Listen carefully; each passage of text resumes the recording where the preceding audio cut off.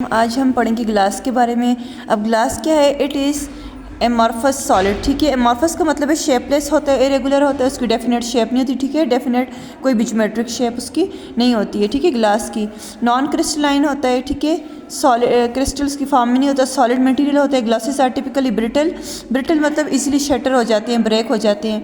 Optically transparent यानी कि light जो होती है लाइट या वीएन से रिलेट करता है। ठीक है, लाइट उसमें से कुछ हद तक गुजरती है। ठीक है, तो ट्रांसपेरेंट होते हैं, हम इजीली दूसरी साइड देख सकते हैं।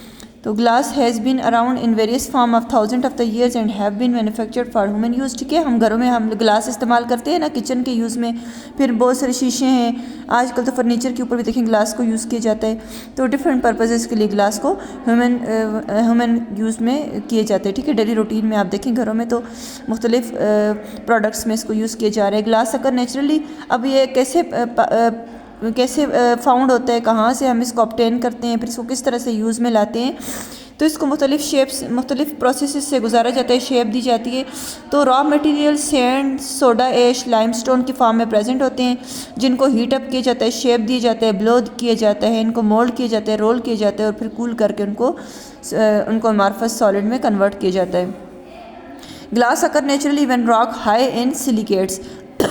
अब ये सिलिकेट्स की फॉर्म में प्रेजेंट होते हैं। ठीक है, melt at the high temperature and cool before they can form a crystalline structure when manufactured by the humans.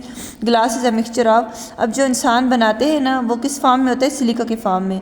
ठीक है, सोडा लाइम की फॉर्म में एंड माइनर एडिटिव्स यानी कि small tiny extra material present होते हैं, जिसकी वजह से इसको कलर दिए जाते हैं। ठीक है, इसको इसमें कलर ऐड करने के लिए। तो the element of the glass is heated. अब इनको हीट किया जाता है 1800 डिग्रीज फ़ारेनहाइट या सेल्सियस पे या 982 सेल्सियस पे।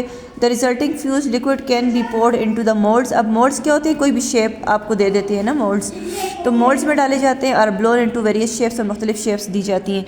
And when cooled glass is a strong minimally क्या होता है? Less conductor. ठीक है, ये जो होते हैं ना, पास नहीं कर, ये इलेक्ट्रिसिटी को पास नहीं होने देते। ठीक है, that will not interact with the metal stored inside, और इसी वजह से इसमें बहुत कम इलेक्ट्रिसिटी पास होती है। सिलिका जो होता है ना, has very high melting point. ठीक है, वेरी हार्ड टू मेल्ट।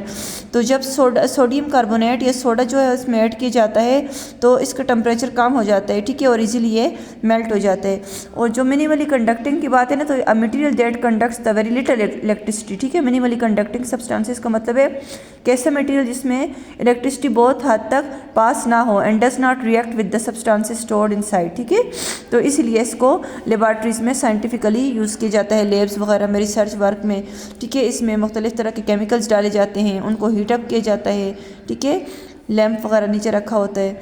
तो ये सारा प्रोसेस जो होता है वो लेबॉर्ट्री में ग्लास को यूज़ करके किया जाता है। तो यही ग्लास जो हम पढ़ रहे हैं। Silica is found in the wide variety of the natural. So अब सिलिका जो होता है ना, नेचुरली प्रेजेंट होता है। ठीक है, नेचुरली अकरिंग कंपाउंड है, इसे हम सैंड भी कहते हैं। ठीक है, सोडियम कार्बोनेट या सोडा इसमें ऐड किया जाता है ताकि इसका मेल्टिंग पॉइंट कम किया जा सके। ठीक है, इसको वर्क में लाया जा सके।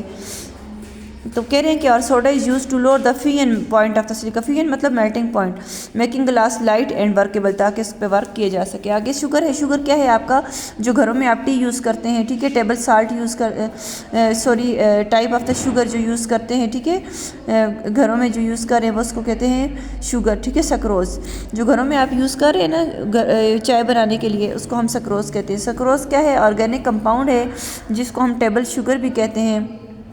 एक टेबल साल्ट होता है, एक टेबल शुगर। टेबल साल्ट भी अब घरों में किचन में यूज़ करते हैं और टेबल शुगर भी, हम टेबल शुगर पा रहे हैं। ठीक है, अब ये होता कैसे आपको पता है? इसकी स्मेल वगैरह नहीं होती, वाइट कलर के होता है, क्रिस्टल्स की फॉर्म में छोटे छोटे बने होते हैं, स्वीट होते हैं, मीठे होते हैं, ह्यूमन न्यूट्रिशन का वैल्यू ये रखता है।